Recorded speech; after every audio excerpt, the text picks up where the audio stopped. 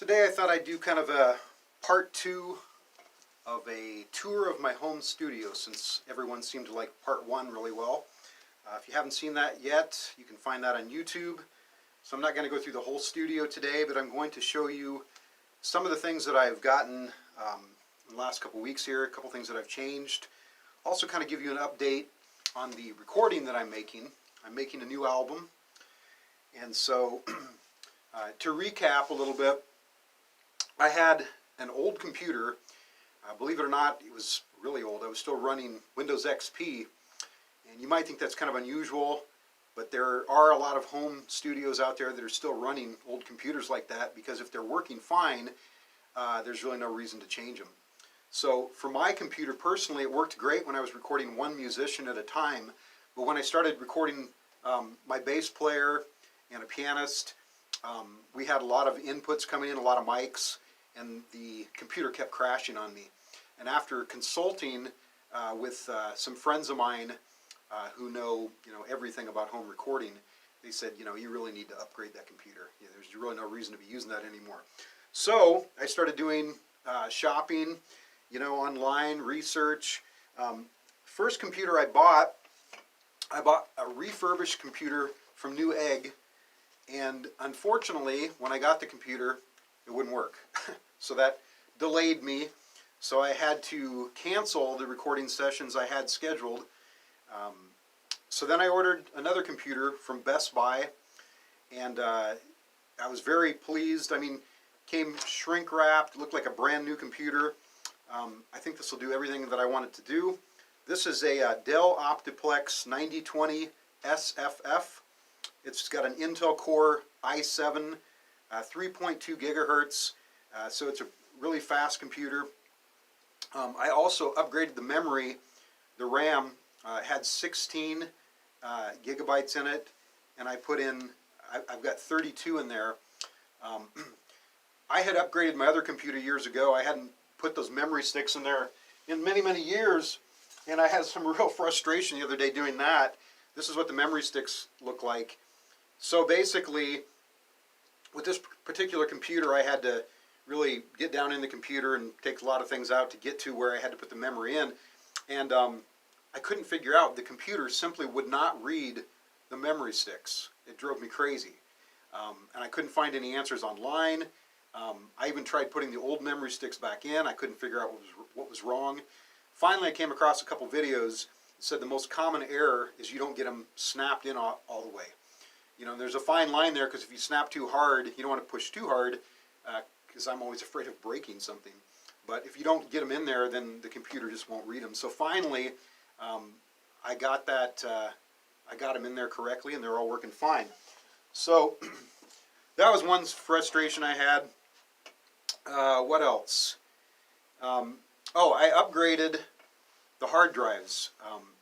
Originally, these computers had HDD hard disk drives. And what I found out is, especially for recording live audio, those are kind of unstable. The new thing is SSDs, solid state drives. So yesterday, I basically had to learn how to do all this stuff, but I had to clone the HDD that it came with onto the solid state drive, so I'd still have all my programs, Windows and everything. And now I need to install that in this computer, and then that'll be done. I have an external USB drive for recording data to. Another feature of these newer computers is USB 3.0, which is much faster than the old USB. And again, it's for recording audio especially. They say that that's very important, that you have a fast hard drive. What else? So the one I ordered from Newegg, I still haven't got a refund. So I sent them a kind of a nasty letter the other day. Heard back immediately. So we'll see. Hopefully I'll get my refund for that soon.